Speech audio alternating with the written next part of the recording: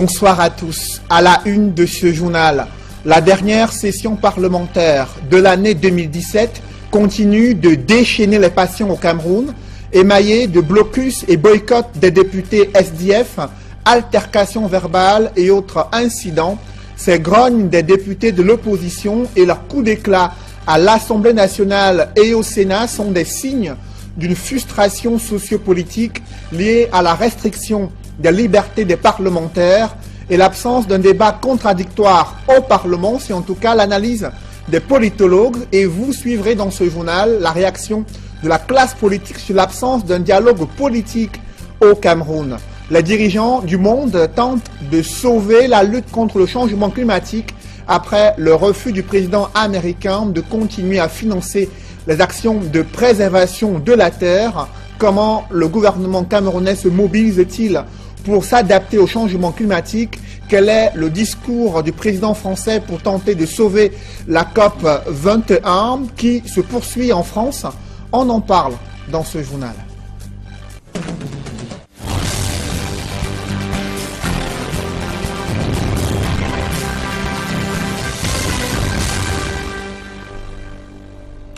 Merci de suivre cette édition complète de l'information sur Equinox Télévision.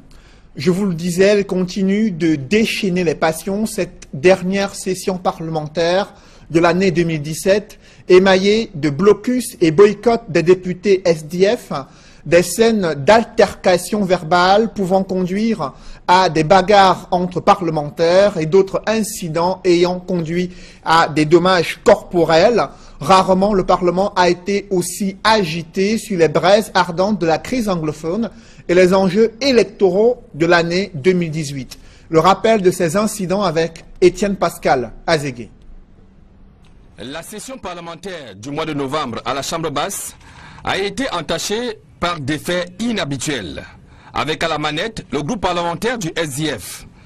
Ce dernier marque son empreinte lors de la cérémonie d'ouverture de la troisième et dernière session parlementaire en répondant aux abonnés absents. Les députés du SDF vont plutôt se réunir du côté du siège régional de leur parti à Yaoundé, à Olézoa, laissant ainsi le soin au président de l'Assemblée nationale de prononcer le discours inaugural devant leur siège vide.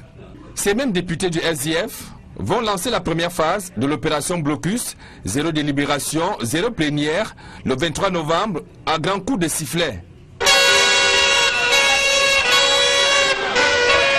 Dont le but visait à forcer la main du gouvernement afin qu'il trouve une solution à la crise anglophone. Le groupe parlementaire SDF va passer à l'étape supérieure le 29 novembre, au moment où le Premier ministre chef du gouvernement, Philemon Yan, devait présenter le programme économique, financier, social et culturel du gouvernement.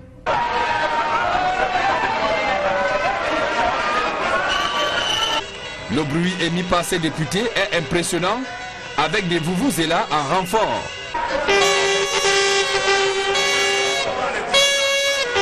Dans ces registres des faits qui ont marqué la session budgétaire, Patricia Tomaino Ndamjoya de l'UDC va elle aussi se joindre dans la danse avec un jet de projectile qui va faire mouche sur le visage d'un élu du RDPC. La cerise sur le gâteau des événements qui ont émaillé la session budgétaire à la Chambre basse du Parlement camerounais en novembre sera cet incendie spectaculaire qui a ravagé une bonne partie du bâtiment arrière de l'hémicycle de Ngouaïkele. Et s'il fallait faire la note de cette session parlementaire à l'Assemblée nationale, elle serait une note bien salée. Vous l'avez vu, cette grogne des députés de l'opposition et leurs actions d'éclat à l'Assemblée nationale sont les signes d'une frustration sociopolitique liée à la restriction des libertés d'un parlementaire et l'absence d'un débat contradictoire au Parlement. Et selon l'analyse des politologues, cette absence de débat contradictoire au Parlement pourrait faire ressurgir un climat politique de plus en plus délétère et faire ressurgir également la violence au-delà du Parlement. Je vous propose d'écouter l'analyse des politologues dans ce reportage signé Guy Zogo. C'est indéniable, la session parlementaire de novembre aura été l'une des plus tumultueuses de ces dernières années à l'Assemblée nationale. Pour le politologue Richard Macon, il faut d'emblée évacuer l'idée selon laquelle c'est la jeunesse des meneurs de la fronde parlementaire qui justifie cette impétuosité. Il serait inapproprié de parler de jeunesse, parce que la plupart des députés dont vous venez de dénoncer les noms sont pour certains à leur 4e, 5e ou 6e législature. Quand on regarde la moyenne d'âge à l'Assemblée nationale, ils sont effectivement jeunes, mais du point de vue de l'expérience démocratique et du débat contradictoire dans l'espace politique, ils ne sont pas du tout jeunes. L'analyste politique y voit surtout la conséquence d'un fonctionnement opaque de la chambre basse du Parlement. Dès lors que l'opposition se rend compte qu'elle ne peut pas librement s'exprimer, elle est parfois contrainte à lancer des actions qui peuvent être, pour la plupart des cas, regrettables. Il regrette alors le fait que le débat sur des questions épineuses, comme la crise anglophone, n'ait pas pu être mis sur la table. Il est bon que nos représentants à l'Assemblée nationale, ceux-là qui représentent le pouvoir du peuple souverain, puissent discuter de façon pacifique, de façon responsable, de façon républicaine sur cette question qui est centrale, afin que tout le monde puisse proposer des solutions, parce qu'on se rend bien compte aujourd'hui qu'on est dans une situation de blocage. Ce qui, à la longue, selon lui, est contre-productif et pourrait déboucher sur des blocages induisant la violence. À la désobéissance civile, à la contestation de la légitimité des institutions démocratiques. À chaque fois qu'on essaye d'embasiller le peuple, de bâillonner la libre expression, on court toujours vers des situations de blocage qui sont préjudiciables. Il est nécessaire que l'Assemblée nationale essaie de moderniser son infrastructure à la fois normative et institutionnelle pour permettre qu'un libre débat et un sain débat puissent se faire de la façon la plus sereine. Cette thérapie proposée sera-t-elle au goût de l'Assemblée nationale? Rien n'est moins sûr. Le bureau de l'Assemblée nationale qui s'est réuni ce mardi, ce bureau a décrié l'incident ayant entraîné des dommages corporels à un député. C'était lors d'une réunion tenue au Palais des Verts à Yaoundé. Le bureau de l'Assemblée nationale a également promis un examen approfondi d'une requête des députés non membres du bureau. Rien n'a filtré sur les points évoqués dans cette requête. Cependant, selon ce communiqué du secrétaire général adjoint de l'Assemblée nationale, des mesures ont été prises pour assurer la continuité du travail parlementaire en attendant le rapport des experts sur les causes de l'incendie survenu il y a quelques semaines à l'Assemblée nationale. Et sur cette question relative à l'absence d'un débat contradictoire au Parlement, ce musellement à peine voilé de l'opposition, nous y reviendrons en deuxième partie de ce journal avec le président du Manidem, Bombok Yebga Dieudonné. Il est l'invité politique du 20h. Cette déception de la société civile sur l'attitude des parlementaires, elle qui s'est mobilisée pour demander que la quote-part des communautés riveraines, des exploitations forestières, soit prise en compte et revienne à 10%. Un lobbying qui n'a pas du tout prospéré au regard de l'adoption de la loi de finances 2018 qui consacre toujours une opacité dans la gestion de la redevance forestière annuelle. La société civile qui exprime sa déception dans ce reportage signé Élisée Bokba et Marcelin Gansop. La loi de finances 2018 est quasiment bouclée et n'attend plus que la dernière main de la Chambre haute du Parlement. Une pilule très amère pour les communautés riveraines des zones forestières. Elles qui souhaitaient que leur soit restituée la totalité des 10% représentant leur quote-part dans la redevance forestière annuelle. Malheureusement, après une suppression totale qui a duré 2 ans, le ministère des Finances n'a restitué que 6,75% sur les 10% sollicités. La RFA telle qu'elle avait été instituée était un moyen pour pouvoir encourager les communautés à participer à la gestion de ces forêts. Mais aujourd'hui, faire la sourde oreille à l'aide d'alliance voudrait encore davantage accroître les tensions sociales que nous avons observées ces derniers temps dans les communautés, serait encore l'occasion d'amener les communautés elles-mêmes à pouvoir contribuer à l'exploitation illégale. Qui plus est, la gestion opaque de la redevance forestière annuelle dans son ensemble est de plus en plus décriée, aussi bien par les communautés que la société civile. Dernièrement, nous avons fait une étude qui a relevé un certain nombre de problèmes qui va de la collecte, de ces RFA à la redistribution et même sur la gestion. Et que nous pensons que ce sont des problèmes qui méritent que le ministère des Finances puisse se pencher dessus s'ils veulent effectivement que ces RFA contribuent de façon efficace aux revenus de l'État.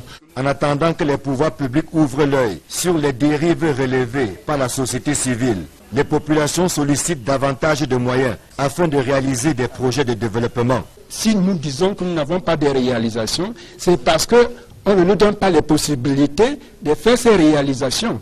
Or, c'est le rôle que doit jouer la RFA. Le gouvernement donne aux communautés locales les possibilités de contribuer à développer leur cadre de vie et le milieu dans lequel elles vivent. Mais si nous n'avons pas reçu vraiment cet argent, qu'est-ce que nous allons faire? Alors, nous ne pouvons que réitérer nos exigences. Le combat continue jusqu'à ce qu'on puisse effectivement nous donner ces possibilités. La redevance forestière annuelle est un puissant levier de développement des communautés à la base. Malheureusement, l'impact n'est pas encore celui escompté à cause de la mafia qui entoure sa gestion. À l'approche des élections générales en 2018, l'heure est déjà à la signature des alliances politiques entre le mouvement 11 millions de citoyens conduit par Cabral Libby et le parti Univers du professeur Ondoa Prosper Nkou-Vondo. L'on note que l'objectif est d'élaborer une stratégie en vue de mobiliser des potentiels électeurs et s'ancrer davantage sur l'échiquier politique national. Joël Essenge et Guy Zogo.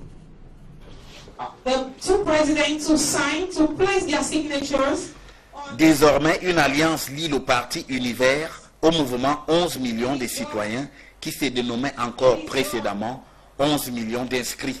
Professor Prosper Nkou-Vondo, Mr. Cabral Libby, they have signed the convention. Ladies and gentlemen, it is done. The child is born. The baby has come forth. We are celebrating. We are celebrating. Le mouvement 11 millions de citoyens n'est pas un parti politique. De ce fait, il manque la capacité juridique qui lui aurait permis d'investir des candidats aux élections politiques. Alors, le Parti Univers se propose de vous offrir cette force juridique. Ce mariage qui a été scellé à Yaoundé est salué par le mouvement 11 millions de citoyens. Ensemble, nous ferons assurément des exploits. Ensemble, nous pourrons écrire une page glorieuse de l'histoire de notre pays. Le Parti Univers a sans doute perçu cela et a décidé d'adresser un message de rassemblement à toute la communauté nationale. Par ma voix, le mouvement 11 millions de citoyens a reçu le message. Et à votre main tendue, capitaine opérationnel, nous répondons oui.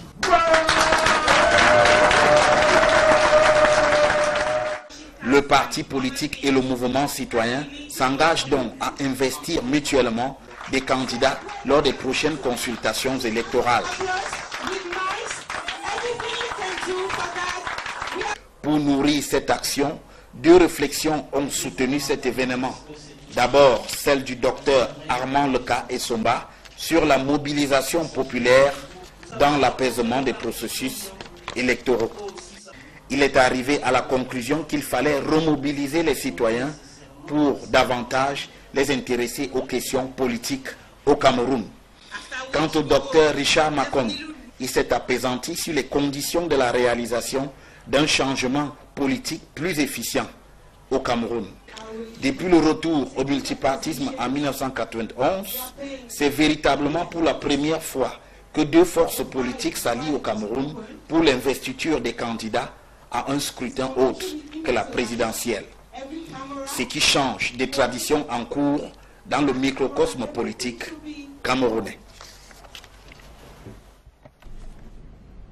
En bref, à présent, un journaliste directeur de publication de la Tribune de l'Est, Roger Chantal Tué, dit avoir entamé une grève de la faim devant l'ambassade des États-Unis où il a trouvé refuge. Il affirme qu'il n'a pas confiance en la justice dans le cadre de certaines affaires qu'il oppose à des personnalités de la République. Un mandat d'arrêt a été émis contre lui et il a trouvé refuge à l'ambassade des États-Unis à Yaoundé. Il dit avoir entamé une grève de la faim pour dénoncer l'impartialité de la justice dans les affaires qu'il oppose à des personnalités de la République. Dans le reste de l'actualité, ils sont nombreux ces projets de développement qui n'ont pas été concrétisés en Konsamba dans le département du Mungo. Il s'agit entre autres de la construction d'un marché, d'un stade municipal dont les travaux de réhabilitation sont aux arrêts depuis plusieurs mois en Konsamba 2e, une situation qui exaspère les populations. Cyril Diemba et Julingue Nyondé. Plusieurs projets inscrits dans le cahier de charges de la commune de Konsamba 2e dans le département du Mungo sont aujourd'hui critiqués pour la plupart par les populations. C'est le cas du marché de cette localité dont le site est dominé par un calme de cimetière. L'espace est vide. Le seul commerçant de la zone qui a accepté de poursuivre son activité dans cet espace marchand compte ses peurs. Ils sont isolés, il n'y a pas tellement les gens qui m'assistent. Si on pouvait reprendre le marché en arrangeant bien la route, puisque 18 heures déjà, il n'y a personne, il n'y a même pas de lampadaire, bon, je ferme. Peut-être les bandits peuvent venir m'abouiller pour rien. Pas les 18 heures, moi je ferme. Financé à près de 200 millions de francs CFA par le FECOM, l'accès à cet espace marchand demeure une autre paire de manches. Et le marché est très loin dans le quartier. Les camions ne peuvent pas descendre. Puisque la route d'abord, la principale route est gâtée. Et l'entrée n'est pas bonne. Les grandes voitures ne peuvent pas.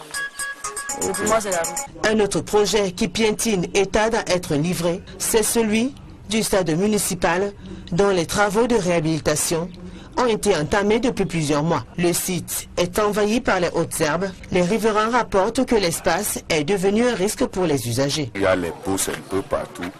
Quand il pleut, l'eau stagne. Donc un peu partout, là où il y a les creux, parce qu'ils ont laissé les creux partout au stade. Là, tu as vu, quelqu'un vient d'avoir mal de l'autre côté là.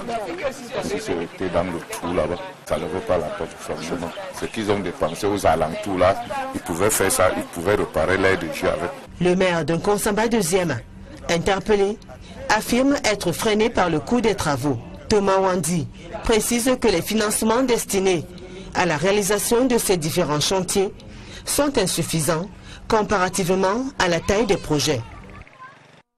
Revenons sur cette défaite de UMS de Loum qui continue d'avoir des conséquences sur cette localité. Une pilule amère pour les populations, mais surtout pour les opérateurs économiques. Ils avaient investi d'importants moyens pour l'achat des produits agroalimentaires, espérant une victoire de UMS de Loum. Grosse déception, les chiffres d'affaires a chuté et beaucoup de produits n'ont pas été écoulés après la défaite de UMS de Loum. Les populations ont déserté les lieux de débit de boissons et autres commerces et c'est une grosse perte pour ces populations et opérateurs économiques. Reportage Jacques Molland et Éric Martial Diomo. Des sièges qui attendent désespérément de potentiels occupants, des produits destinés à la Bresse exposés en raison de l'absence des consommateurs, la défaite de l'équipe de UMS de Loum lors de la finale de la Coupe du Cameroun de football a causé beaucoup de tort aux commerçants. Effectivement, ça a eu un impact parce que au départ l'ambiance était bonne, tout le monde attendait la victoire. Mais puisqu'on n'a pas eu la victoire, donc du coup les clients commencent à partir et on ne va pas faire fortune ce soir. Hein. Les gens sont tous calés à la maison, les gens ne sont pas sortis parce que le mouvement du match quand même on n'était pas vraiment contents. Mais ça arrive parfois. Les gens sont tous rentrés. Il y a d'autres qui sont à la maison mais ils ne sont pas sortis.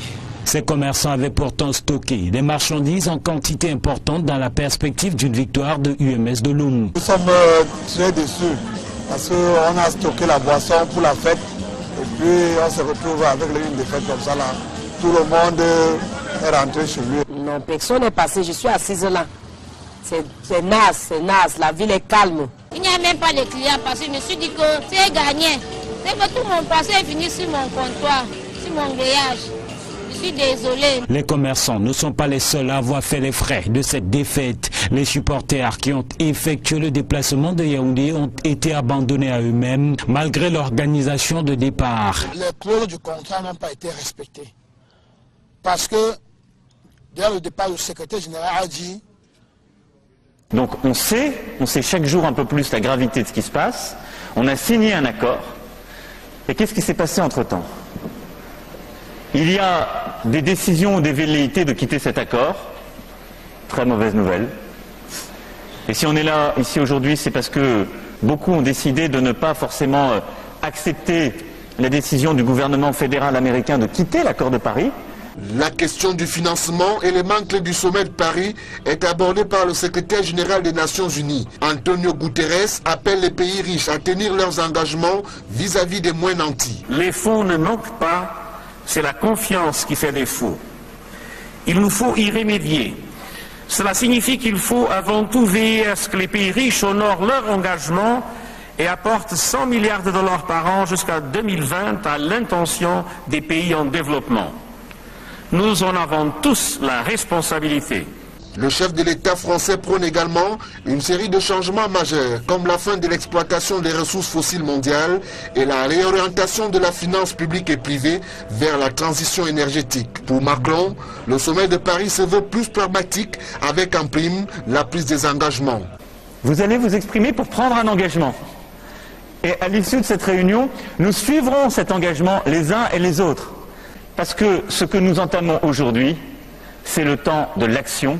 Paris, le temps d'un sommet, va devenir cette capitale où plus d'une cinquantaine de dirigeants de la planète vont penser l'orientation de la finance mondiale vers les investissements verts, tout en apportant un soutien aux pays du Sud.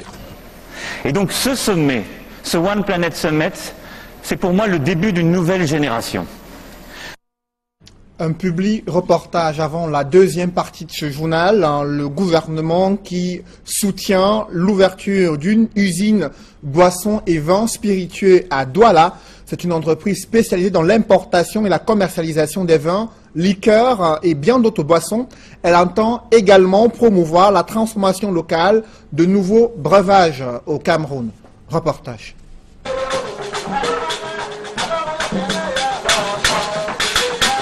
La phase protocolaire, articulée autour de laquelle les personnalités et diverses allocutions prononcées, donnent le ton à la cérémonie d'inauguration à Douala de l'usine Boissons, Vins et Spiritueux, en abrégé BVS.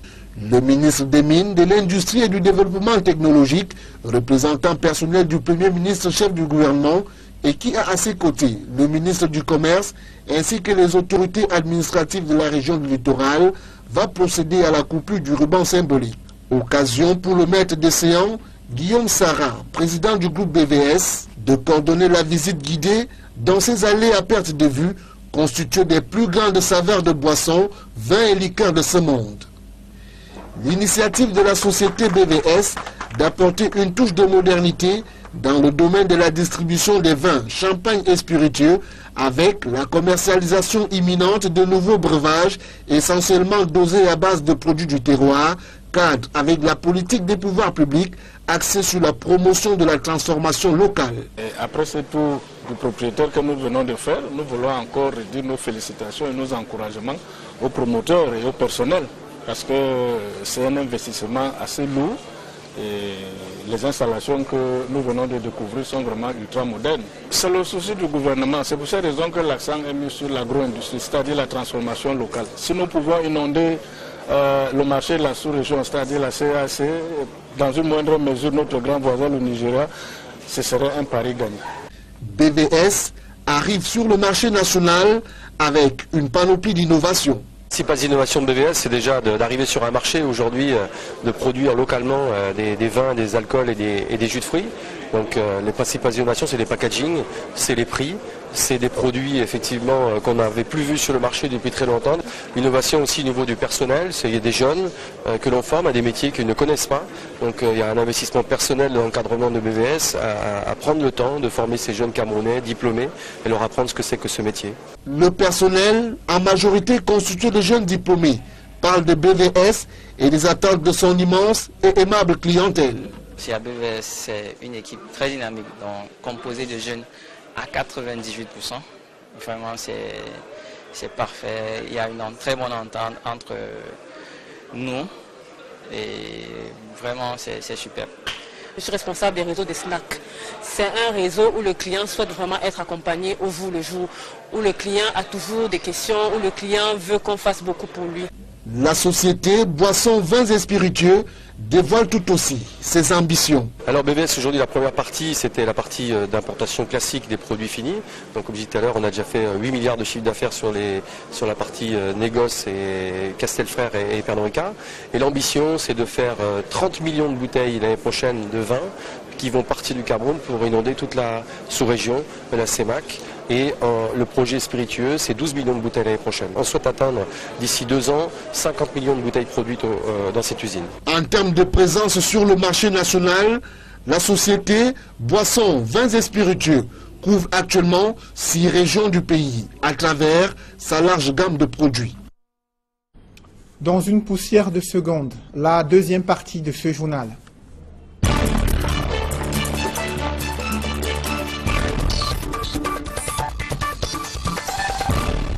Je reçois sur ce plateau le président du Manidem, Mbombok Yebga Dieudonné. Bonsoir. Bonsoir Cédric. Vous avez suivi ces différentes manifestations observées par des députés de l'opposition à l'Assemblée nationale, avec ces actions de revendication menées au Parlement. Comment vous appréciez ces incidents survenus durant cette session parlementaire? Bien, je fais juste une observation. Nous sommes en année préélectorale et nous sommes à la dernière session de 2017 qui précède naturellement l'année électorale. Et nous savons qu'en politique, pour un mandat électif, nous avons 2 parties. La première partie, c'est pour réaliser les promesses électorales. Et la seconde partie, c'est pour faire la campagne pour la prochaine législature. Ce que nous constatons là, c'est que nous avons passé 4 ans. Les députés ont travaillé en bonne intelligence entre les uns et les autres. Mais subitement, en fin d'exercice, on peut le dire ainsi, il y a des agitations. Nous pensons que cela, c'est pour attirer l'électorat que nous voilà comment nous avons fait. Si le problème anglophone n'était pas né, je ne pense pas qu'il y aurait ce système-là.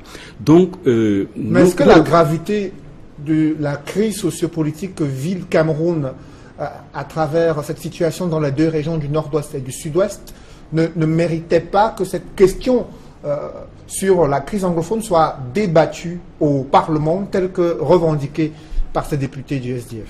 Naturellement, c'est un problème qui doit être débattu au sein de l'Assemblée nationale. Mais ce n'est pas un problème qui date d'hier. Ça fait au moins 1 an que ce problème dure. Et nous connaissons des procédures. L'Assemblée nationale ne fonctionne pas comme une association du quartier. Nous savons où est-ce qu'on élabore l'ordre du jour, qu'est-ce qu'on va étudier pendant une session. On le sait, ce n'est pas en plénière qu'on va exposer un problème. Donc nous disons que depuis novembre 2016, pourquoi ce problème n'a pas été posé, pourquoi il n'y a pas eu trop d'insistance, pourquoi seulement maintenant? Bon, mieux vaut tard que jamais. Nous osons croire que avec cette façon de poser le problème, le gouvernement qui propose souvent des lois va essayer de réfléchir pour donner une orientation à cette affaire. Justement, durant toute cette session parlementaire qui n'est pas encore achevée, il faut le préciser, il n'y a eu aucune réaction favorable pour écouter ces députés de l'opposition qui réclament tout simplement un débat au sein de l'Assemblée nationale ou du Sénat. Comment vous appréciez l'attitude du gouvernement et des députés de la majorité? Bien, les députés de la majorité n'ont pas de décision, n'ont pas d'orientation à donner. Ils subissent uniquement les orientations qui viennent du gouvernement. Et jusqu'à présent, le grand maître du jeu n'a pas donné des instructions pour qu'on parle de ce problème. Et voyez-vous, il a déclaré plutôt la guerre à la région aux sécessionnistes. Donc au lieu de respecter, de nous écouter, nous qui avons demandé le dialogue, il propose plutôt une guerre. Donc il n'a pas besoin, il n'a même pas à l'idée de proposer une sortie de crise à travers l'Assemblée nationale. C'est plutôt une déclaration de guerre. Mais le chef de l'État estime lorsqu'il est rentré de ce sommet Union africaine-Union européenne qui s'est tenu en Côte d'Ivoire, il estime que cette crise attend une nouvelle escalade avec des attaques perpétrées contre des forces de sécurité. Et il a déclaré que pour protéger les populations et pour préserver l'intégrité du territoire, le chef de l'État a promis aux populations de mettre hors d'état de nuire ces terroristes issus des bandes sécessionnistes. Est-ce que cette réponse militaire n'était pas importante au regard de la situation qui prévaut dans ces régions? C'est une décision qui vient trop tard. Vous voyez, au début de cette histoire l'année dernière, nous avons demandé et insisté pour qu'on ouvre un dialogue. Nous avons des anglophones aujourd'hui qui sont victimes de deux problèmes. Lesquels? Le premier, c'est que la malgouvernance qui est subie par tous les Camerounais est aussi subie par ces anglophones-là. Mais le second problème, c'est l'escroquerie politique que nous connaissons, du problème anglophone, avec 1000 Camerounais qui sont au Nigeria. Mais quand on a déclaré la guerre et quand nous voyons que la zone est dans l'insécurité, c'est du sauve-que-peu. Chacun doit se retrouver là où il se sent un peu à l'aise, en sécurité. Donc nous pensons que cette affaire, l'ouverture des frontières, c'est-à-dire le déplacement des Camerounais vers le Nigeria, n'est pas une bonne chose. Il faut que les Camerounais reviennent dans leur territoire, mais pour qu'ils reviennent, il faut qu'ils s'assurent qu'il y aura un dialogue qui va apporter la paix aux Camerounais. Tant qu'il n'y aura pas cette paix-là, et nous avons des soucis pour les Camerounais qui se retrouvent dans le sol nigérian. Alors nous sommes à 2 semaines de la fin de l'année 2017. Il y a le traditionnel discours du chef de l'État. Est-ce que vous avez des attentes particulières concernant cette nouvelle crise que vit le Cameroun après la situation sécuritaire à l'extrême nord? Il y a maintenant un deuxième front qui s'est ouvert dans les régions anglophones et on se dirige vers une année électorale importante avec 2 crises majeures. Quelles sont vos attentes par rapport au discours du chef de l'État? Par rapport au discours du chef de l'État le 31 décembre 2017, à l'année préélectorale, nous pensons que pour que les élections se tiennent normalement, il faut la paix dans les 10 régions du Cameroun. Pour qu'il y ait cette paix-là, nous demandons au président de la République d'organiser un dialogue pour tous les Camerounais, pour que le problème anglophone soit résolu, soit débattu par tous les Camerounais. Le problème de Boko Haram, il est maîtrisé. Ce problème-là ne pourrait pas nous empêcher d'aller aux élections. Mais si la zone anglophone, le nord-ouest et le sud-ouest, ne sont pas en sécurité, il serait difficile que les élections soient organisées de la belle manière. Donc vous serez compréhensif sur le pouvoir de Yaoundé estimait que compte tenu de la situation sécuritaire dans ces régions anglophones, certaines élections ne pourraient pas se tenir en 2018. Vous comprendriez cet argument-là? Nous disons justement qu'il ne faut pas que ce soit là le piège. Il faut absolument convoquer des assises nationales pour qu'il y ait de la paix. Tous ces Camerounais-là n'attendent que ça. Mais peut-être que c'est une stratégie de pouvoir en place pour ne pas organiser toutes les élections avec prétexte que le Cameroun n'est pas en sécurité. Et nous disons que nous n'allons pas accepter que cela soit fait.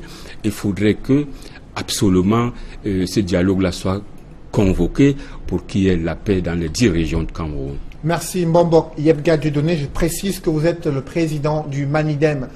Mesdames, messieurs, c'est la fin de ce journal. Merci de l'avoir suivi. Restez sur Equinox Télévision juste après cette édition du 20h, l'émission Parole de femmes, présentée par Julingue Nyondé. Bonne soirée sur Equinox Télévision.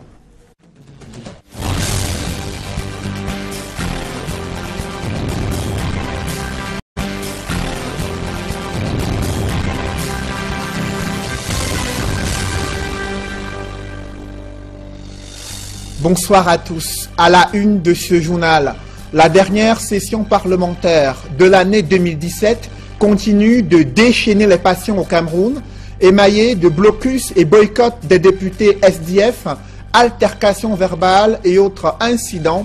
Ces grognes des députés de l'opposition et leurs coups d'éclat à l'Assemblée nationale et au Sénat sont des signes d'une frustration sociopolitique liée à la restriction des libertés des parlementaires et l'absence d'un débat contradictoire au Parlement. C'est en tout cas l'analyse des politologues et vous suivrez dans ce journal la réaction de la classe politique sur l'absence d'un dialogue politique au Cameroun. Les dirigeants du monde tentent de sauver la lutte contre le changement climatique après le refus du président américain de continuer à financer les actions de préservation de la terre. Comment le gouvernement camerounais se mobilise-t-il pour s'adapter au changement climatique? Quel est le discours du président français pour tenter de sauver la COP 21 qui se poursuit en France? On en parle dans ce journal.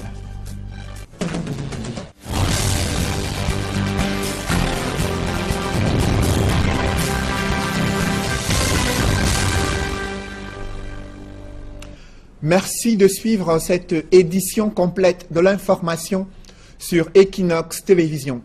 Je vous le disais, elle continue de déchaîner les passions, cette dernière session parlementaire de l'année 2017, émaillée de blocus et boycott des députés SDF, des scènes d'altercation verbale pouvant conduire à des bagarres entre parlementaires et d'autres incidents ayant conduit à des dommages corporels.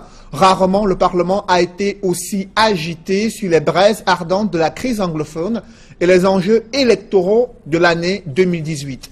Le rappel de ces incidents avec Étienne Pascal Azégué. La session parlementaire du mois de novembre à la Chambre basse a été entachée par des faits inhabituels, avec à la manette le groupe parlementaire du SDF. Ce dernier marque son empreinte lors de la cérémonie d'ouverture de la 3e et dernière session parlementaire en répondant aux abonnés absents. Les députés du SDF vont plutôt se réunir du côté du siège régional de leur parti à Yaoundé, à Olézoa, laissant ainsi le soin au président de l'Assemblée nationale de prononcer le discours inaugural devant leur siège vide. Ces mêmes députés du SDF vont lancer la première phase de l'opération Blocus, zéro délibération, zéro plénière, le 23 novembre, à grands coups de sifflet. Dont le but visait à forcer la main du gouvernement afin qu'il trouve une solution à la crise anglophone. Le groupe parlementaire SDF va passer à l'étape supérieure le 29 novembre, au moment où le Premier ministre chef du gouvernement, Philemon Yan, devait présenter le programme économique, financier, social et culturel du gouvernement.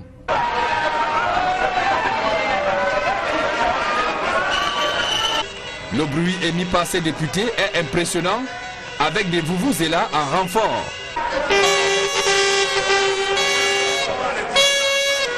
Dans ces registres des faits qui ont marqué la session budgétaire, Patricia Tomaino Ndamjoya de l'UDC va elle aussi se joindre dans la danse avec un jet de projectile qui va faire mouche sur le visage d'un élu du RDPC. La cerise sur le gâteau des événements qui ont émaillé la session budgétaire à la Chambre basse du Parlement camerounais en novembre sera cet incendie spectaculaire qui a ravagé une bonne partie du bâtiment arrière de l'hémicycle de Ngouaïkele. Et s'il fallait faire la note de cette session parlementaire à l'Assemblée nationale, elle serait une note bien salée.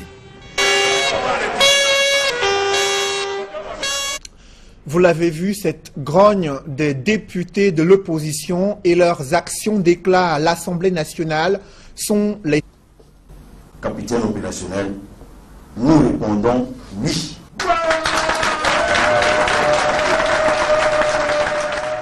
Le parti politique et le mouvement citoyen s'engagent donc à investir mutuellement des candidats lors des prochaines consultations électorales. Pour nourrir cette action, deux réflexions ont soutenu cet événement. D'abord, celle du docteur Armand Leka Essomba sur la mobilisation populaire dans l'apaisement des processus électoraux. Il est arrivé à la conclusion qu'il fallait remobiliser les citoyens pour davantage les intéresser aux questions politiques au Cameroun. Quant au docteur Richard Macon, il s'est apaisanti sur les conditions de la réalisation d'un changement politique plus efficient au Cameroun. Depuis le retour au multipartisme en 1991, c'est véritablement pour la première fois que deux forces politiques s'allient au Cameroun pour l'investiture des candidats à un scrutin autre que la présidentielle. Ce qui change des traditions en cours dans le microcosme politique camerounais.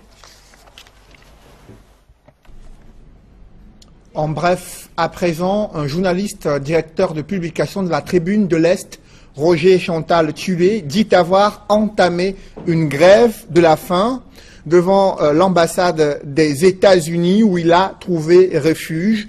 Il affirme qu'il n'a pas confiance en la justice dans le cadre de certaines affaires qui l'opposent à des personnalités de la République. Un mandat d'arrêt a été émis contre lui et il a trouvé refuge à l'ambassade des États-Unis à Yaoundé. Il dit avoir entamé une grève de la faim pour dénoncer l'impartialité de la justice dans les affaires qui l'opposent à des personnalités de la République. Dans le reste de l'actualité, ils sont nombreux ces projets de développement qui n'ont pas été concrétisés en Konsamba dans le département du Mungo. Il s'agit entre autres de la construction d'un marché, d'un stade municipal dont les travaux de réhabilitation sont aux arrêts depuis plusieurs mois en Konsamba 2e, une situation qui exaspère les populations. Cyril Diemba et Julingue Nyondé. Plusieurs projets inscrits dans le cahier de charges de la commune de Konsamba 2e dans le département du Mungo sont aujourd'hui critiqués pour la plupart par les populations. C'est le cas du marché de cette localité dont le site est dominé par un calme de cimetière. L'espace est vide. Le seul commerçant de la zone qui a accepté de poursuivre son activité dans cet espace marchand compte ses peurs. Ils sont isolés, il n'y a pas tellement les gens qui m'assistent.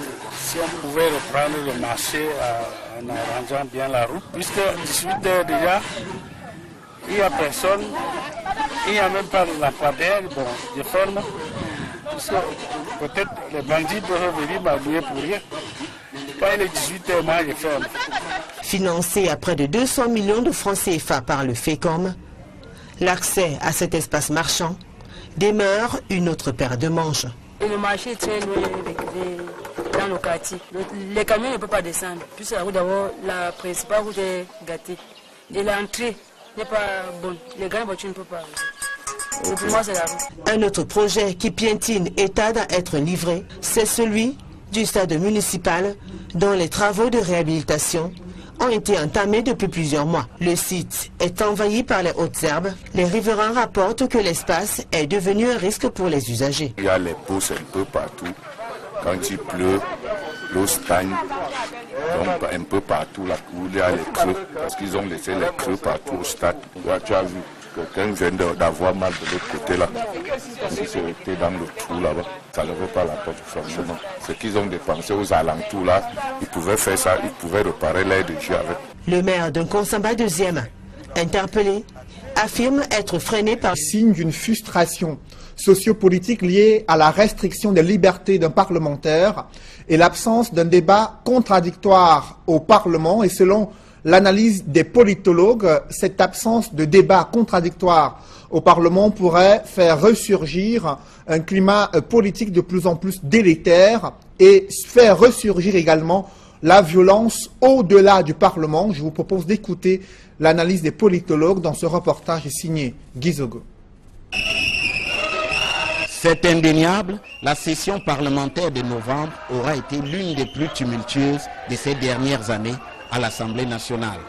Pour le politologue Richard Macon, il faut d'emblée évacuer l'idée selon laquelle c'est la jeunesse des meneurs de la fronde parlementaire qui justifie cette impétuosité. Il serait inapproprié de parler de jeunesse, parce que la plupart des députés dont vous venez de dénoncer les noms sont pour certains à leur 4e, 5e ou 6e législature. Quand on regarde la moyenne d'âge à l'Assemblée nationale, ils sont effectivement jeunes, mais du point de vue de l'expérience démocratique et du débat contradictoire dans l'espace politique, ils ne sont pas du tout jeunes. L'analyste politique y voit surtout la conséquence d'un fonctionnement opaque de la chambre basse du Parlement. Dès lors que l'opposition se rend compte qu'elle ne peut pas librement s'exprimer, elle est parfois contrainte à lancer des actions qui peuvent être, pour la plupart des cas, regrettables. Il regrette alors le fait que le débat sur des questions épineuses, comme la crise anglophone, n'ait pas pu être mis sur la table. Il est bon que nos représentants à l'Assemblée nationale, ceux-là qui représentent le pouvoir du peuple souverain, puissent discuter de façon pacifique, de façon responsable, de façon républicaine sur cette question qui est centrale, afin que tout le monde puisse proposer des solutions, parce qu'on se rend bien compte aujourd'hui qu'on est dans une situation de blocage. Ce qui, à la longue, selon lui, est contre-productif et pourrait déboucher sur des blocages induisant la violence. À la désobéissance civile, à la contestation de la légitimité des institutions démocratiques. À chaque fois qu'on essaye d'embasiller le peuple, de bâillonner la libre expression, on court toujours vers des situations de blocage qui sont préjudiciables. Il est nécessaire que l'Assemblée nationale essaie de moderniser son infrastructure à la fois normative et institutionnelle pour permettre qu'un libre débat et un sain débat puissent se faire de la façon la plus sereine. Cette thérapie proposée sera-t-elle au goût de l'Assemblée nationale? Rien n'est moins sûr. Le bureau de l'Assemblée nationale qui s'est réuni ce mardi, ce bureau a décrié l'incident ayant entraîné des dommages corporels à un député. C'était lors d'une réunion tenue au Palais des Verts à Yaoundé. Le bureau de l'Assemblée nationale a également promis un examen approfondi d'une requête des députés non membres du bureau. Rien n'a filtré sur les points évoqués dans cette requête. Cependant, selon ce communiqué du secrétaire général adjoint de l'Assemblée nationale, des mesures ont été prises pour assurer la continuité du travail parlementaire en attendant le rapport des experts sur les causes de l'incendie survenu il y a quelques semaines à l'Assemblée nationale. Et sur cette question relative à l'absence d'un débat contradictoire au Parlement, ce musellement à peine voilé de l'opposition, nous y reviendrons en deuxième partie de ce journal avec le président du Manidem, Bombok Yebga Dieudonné. Il est l'invité politique du 20h. Cette déception de la société civile sur l'attitude des parlementaires, elle qui s'est mobilisée pour demander que la quote-part des communautés riveraines, des exploitations forestières, soit prise en compte et revienne à 10%. Un lobbying qui n'a pas du tout prospéré au regard de l'adoption de la loi des finances 2018 qui consacre toujours une opacité dans la gestion de la redevance forestière annuelle. La société civile qui exprime sa déception dans ce reportage signé Élisée Bokba et Marcelin Gansop. La loi de finances 2018 est quasiment bouclée et n'attend plus que la dernière main de la Chambre haute du Parlement. Une pilule très amère pour les communautés riveraines des zones forestières. Elles qui souhaitaient que leur soit restituée la totalité des 10% représentant leur quote-part dans la redevance forestière annuelle. Malheureusement, après une suppression totale qui a duré 2 ans, le ministère des Finances n'a restitué que 6,75% sur les 10% sollicités. La RFA telle qu'elle avait été instituée était un moyen pour pouvoir encourager les communautés à participer à la gestion de ces forêts. Mais aujourd'hui, faire la sourde oreille à l'aide d'Alliance voudrait encore davantage accroître les tensions sociales que nous avons observées ces derniers temps dans les communautés, serait encore l'occasion d'amener les communautés elles-mêmes à pouvoir contribuer à l'exploitation illégale. Qui plus est, la gestion opaque de la redevance forestière annuelle dans son ensemble est de plus en plus décriée, aussi bien par les communautés que la société civile. Dernièrement, nous avons fait une étude qui a relevé un certain nombre de problèmes qui va de la collecte de ces RFA à la redistribution et même sur la gestion. Et que nous pensons que ce sont des problèmes qui méritent que le ministère des Finances puisse se pencher dessus s'il veut effectivement que ces RFA contribuent de façon efficace aux revenus de l'État. En attendant que les pouvoirs publics ouvrent l'œil sur les dérives relevées par la société civile, les populations sollicitent davantage de moyens afin de réaliser des projets de développement. Si nous disons que nous n'avons pas de réalisations, c'est parce qu'on ne nous donne pas les possibilités de faire ces réalisations. Or, c'est le rôle que doit jouer la RFA. Le gouvernement donne aux communautés locales les possibilités de contribuer à développer leur cadre de vie et le milieu dans lequel elles vivent. Mais si nous n'avons pas reçu vraiment cet argent, qu'est-ce que nous allons faire? Alors, nous ne pouvons que réitérer nos exigences. Le combat continue jusqu'à ce qu'on puisse effectivement nous donner ces possibilités. La redevance forestière annuelle est un puissant levier de développement des communautés à la base. Malheureusement, l'impact n'est pas encore celui escompté à cause de la mafia qui entoure sa gestion. À l'approche des élections générales en 2018, l'heure est déjà à la signature des alliances politiques entre le mouvement 11 millions de citoyens conduit par Cabral Libby et le parti Univers du professeur Ondoa Prosper Nkou-Vondo. L'on note que l'objectif est d'élaborer une stratégie en vue de mobiliser des potentiels électeurs et s'ancrer davantage sur l'échiquier politique national. Joël Essenge et Guy Zogo.